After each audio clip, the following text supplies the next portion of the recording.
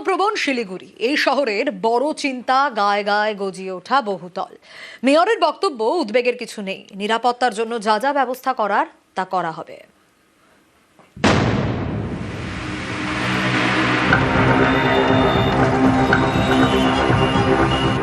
যখন তখন কেঁপে উঠছে ঘরবাড়ি, আতঙ্কে বেরিয়ে পড়তে হচ্ছে বাড়ির বাইরে। দার্জিলিং জেলার শিলিগুড়িতে এগুলো চেনা ছবি। হিমালয়ের পাদদেশের শহর, মাটি নরম ঝুরঝুরে।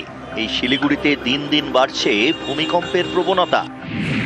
ব্যুরো অফ ইন্ডিয়ান স্ট্যান্ডার্ডসের গত ডিসেম্বরের সিসমিক জোনেশন ম্যাপে শিলিগুড়িকে রাখা হয়েছে জোন 6-এ, অর্থাৎ শিলিগুড়ি প্রবল ভূমিকম্প প্রবণ।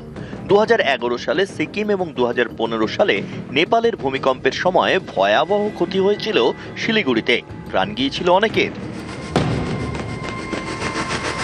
চলতি ফেব্রুয়ারি মাসেই শিলিগুড়িতে দুবার ভূমিকম্প টের পাওয়া গিয়েছে। এরকম ভূমিকম্প প্রবণ শিলিগুড়িতে চিন্তা বাড়াচ্ছে বহুতল। স্থানীয়দের দাবি, দিন দিন হাই রাইজিং বিল্ডিং এর সংখ্যা বাড়ছে, তাতেই বাড়ছে উদ্বেগ। ভূমিকম্প প্রবণ এলাকায় বেশ কিছু নিয়ম কানুন মেনে নির্মাণ করতে হয়। শিলিগুড়িতে কি আদৌ তা হচ্ছে? এখন শিলিগুড়ির ওপরে যা জনসাধারণের চাপ, এত বাইরে থেকে এত লোকজন এসছে, সুতরাং শিলিগুড়ি শহর তো তেমনভাবে বাড়ছে না, অথচ লোকের স্থান সংকুলনের অভাবে বিল্ডিংগুলোকে অনেক হাইরাইজার করতে হচ্ছে। আমাদের কিন্তু জনগণের বা শিলিগুড়িতে যারা এই ধরনের বিল্ডিংয়ের মধ্যে আছে, তাদের কিন্তু জীবনহানির কিন্তু একটা আশঙ্কা কিন্তু অনেক দারুণভাবে বৃদ্ধি পাচ্ছে। পুরসভা আশা করি যথাযথ ব্যবস্থা নেবে।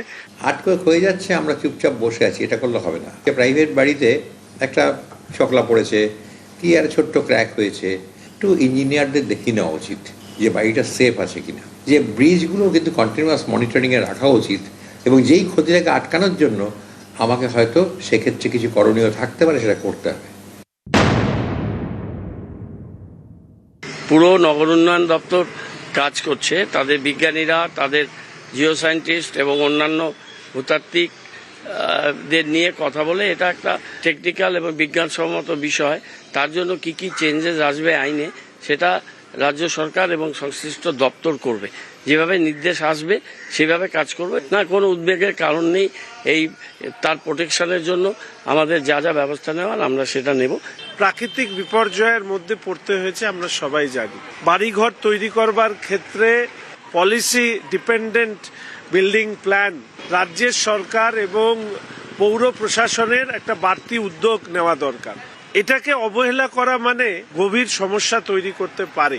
নির্বাচন সামনে, হয়তো সেই কারণে এই উদ্যোগের ক্ষেত্রে কোথাও দুর্বলতা রয়েছে। আমি খুব দ্রুত এই ব্যাপারে কথা বলব। ক্যামেরায় অলোক কুমারদের সঙ্গে পার্থ প্রতিম সরকার, নিউজ 18 বাংলা।